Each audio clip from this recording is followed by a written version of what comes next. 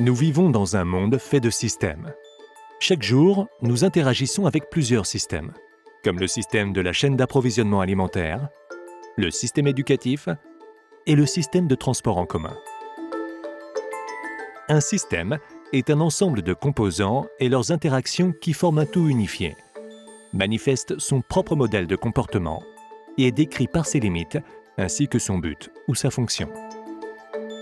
Dans le secteur de la santé et de l'impact social, la plupart des systèmes sur lesquels nous agissons sont complexes. Un système complexe se comporte de manière non linéaire, organique et adaptative, ce qui rend très difficile de prédire le futur d'un tel système. Dans ces systèmes complexes, le tout est plus grand que la somme de ses parties. En d'autres termes, vous ne pouvez pas comprendre l'ensemble du système en examinant simplement ses composants de manière individuelle. La cartographie des systèmes utilise des visualisations simplifiées pour démontrer les pièces interconnectées du système et voir comment elles s'assemblent pour former un tout complexe. Cela aide à donner du sens à des systèmes complexes afin d'identifier les meilleures stratégies d'intervention sur eux et d'obtenir les résultats souhaités. Il existe différentes méthodologies pour créer des cartes de systèmes qui sont utiles dans différents contextes. Prenons l'exemple des systémigrammes. Définir les limites du système d'intérêt est une première étape critique. Cela aide à garder l'analyse gérable. Après cela, vous pouvez commencer par travailler à partir de sources secondaires, mais idéalement, vous collecterez des données directement auprès des principales parties prenantes vivant et ou travaillant au sein du système d'intérêt.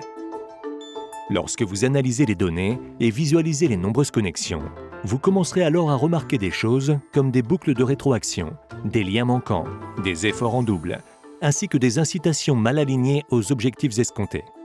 Par exemple, regardons comment la cartographie des systèmes a aidé à identifier ces éléments importants au sein du système namibien de suivi des ressources de santé avant et après un processus de combinaison de deux approches parallèles. Une fois que vous avez créé les cartes du système, il est important de passer par un processus de validation avec les parties prenantes pour vous assurer que votre interprétation du système est exacte. Le produit après cette validation pourrait ressembler à ceci.